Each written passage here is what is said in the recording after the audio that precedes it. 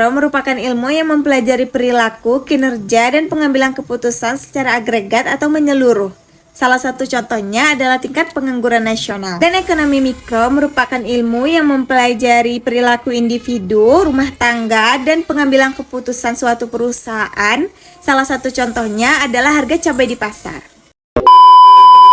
Selanjutnya saya akan membahas perbedaan antara ekonomi makro dan ekonomi mikro, yaitu yang terletak pada ruang lingkup dan analisisnya.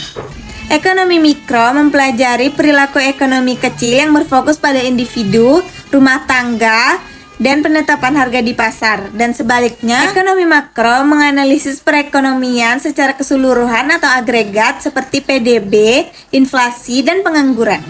Ruang lingkup mikro spesifik dan sempit. Contohnya, satu perusahaan, satu industri. Sedangkan ruang lingkup ekonomi makro besar dan menyeluruh. Contohnya, nasional atau global. Nah, jadi singkatnya, mikro mempelajari pohon-pohon di hutan, sedangkan makro mempelajari hutan itu sendiri. Keduanya saling melengkapi untuk memberikan gambaran secara lengkap mengenai cara kerja ekonomi. Selanjutnya, saya akan membahas tentang variabel utama ekonomi mikro dan ekonomi makro. Variabel utama dari ekonomi mikro berfokus pada unit ekonomi terkecil, yaitu yang pertama permintaan, jumlah barang atau jasa yang ingin dibeli konsumen pada berbagai tingkat harga. Yang kedua ada penawaran atau supply, jumlah barang atau jasa yang dijual atau ditawarkan produsen pada tingkat harga tertentu. Yang ketiga ada harga atau price, yaitu nilai tukar suatu barang atau jasa yang terbentuk dari interaksi permintaan dan penawaran di pasar. Yang keempat ada perilaku konsumen, yaitu studi bagaimana konsumen memaksimalkan kepuasan dengan anggaran terbatas atau konsumsi. Yang kelima ada perilaku produsen, yaitu studi bagaimana produsen memaksimalkan keuntungan dan menentukan jumlah produksi. Yang keenam ada biaya produksi, yaitu biaya yang dikeluarkan perusahaan untuk memproduksi barang atau jasa.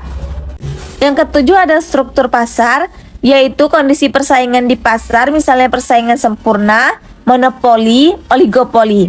Yang kedelapan ada biaya input atau faktor produksi, yaitu harga bahan baku, upah tenaga kerja, dan tingkat bunga modal. Tujuan analisis variabel ini adalah memahami mekanisme pasar, efisiensi alokasi sumber daya, dan dampak kebijakan mikro terhadap pelaku ekonomi. Dan variabel utama dari ekonomi makro yaitu berfokus secara keseluruhan atau agregat. Yang pertama, produk domestik bruto atau PDB, mengukur total nilai barang dan jasa yang diproduksi dalam suatu negara selama periode tertentu, menunjukkan tingkat pertumbuhan ekonomi.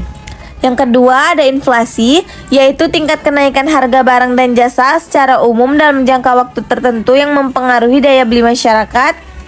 Yang ketiga ada pengangguran, yaitu angka yang menunjukkan jumlah tenaga kerja yang aktif mencari pekerjaan tetapi belum mendapatkannya. Yang keempat ada suku bunga, yaitu biaya pinjaman uang yang ditetapkan oleh bank sentral mempengaruhi investasi dan konsumsi. Yang kelima ada nilai tukar, yaitu harga mata uang suatu negara terhadap mata uang negara lain berdampak pada ekspor dan impor.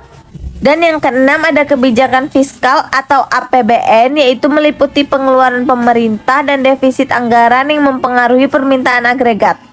Variabel-variabel ini sangat berkaitan dan sering digunakan oleh pemerintah untuk merumuskan kebijakan ekonomi.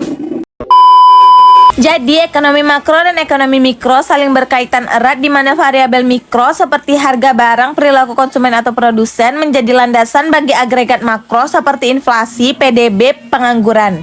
Keputusan individual di tingkat mikro mempengaruhi kondisi ekonomi secara keseluruhan, sementara kebijakan makro mempengaruhi perilaku unit mikro. Sekian dari saya, terima kasih. Bye.